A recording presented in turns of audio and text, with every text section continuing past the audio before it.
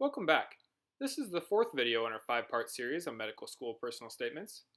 Here we will discuss how to brainstorm ideas for your own personal statement, as well as discuss how to actually begin the writing process. So how should you begin the process of writing your own personal statement? One brainstorming activity that some applicants love is creating a timeline of their life.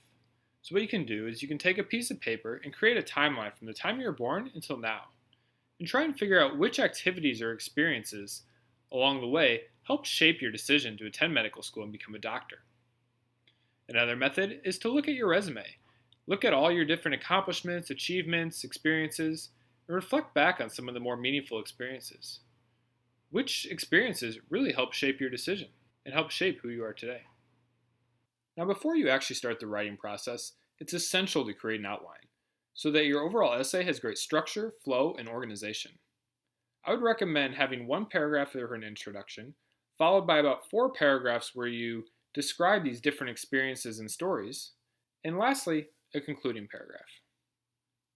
Now, it's important to consider having different types of experiences and stories in the body of your essay.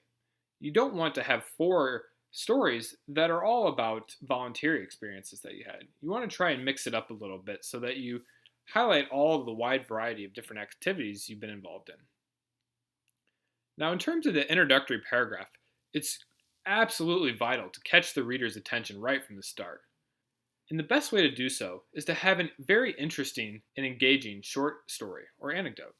Also important to be creative here. Keep in mind, admissions committee members will read hundreds and hundreds and hundreds of personal statements throughout the year.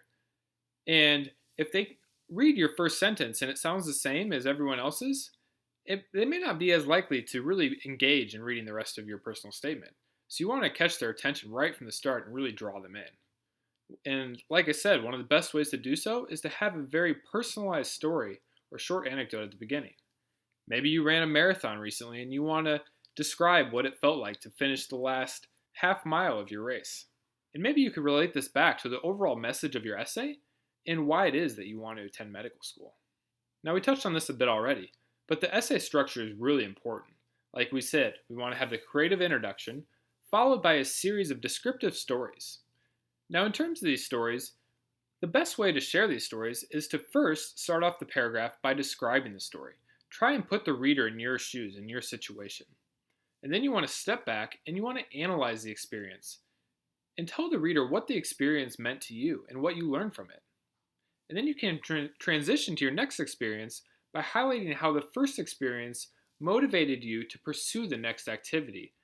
And you want to have these linked in a logical fashion so that the admissions committee can see a logical progression of involvement. Kind of going along these same lines, like I said, it's important to state how these experiences influenced your future goals. Not only influence the next activity that you became involved with, your long-term vision for what you want to accomplish in life. Lastly, you want to make sure you really have a strong conclusion and you really hammer home the message that you're trying to deliver in your essay. A strong conclusion can really help you develop a powerful essay that'll help the admissions committee member remember your essay at the end of the day after they've read several others. This concludes the 4th video in our series.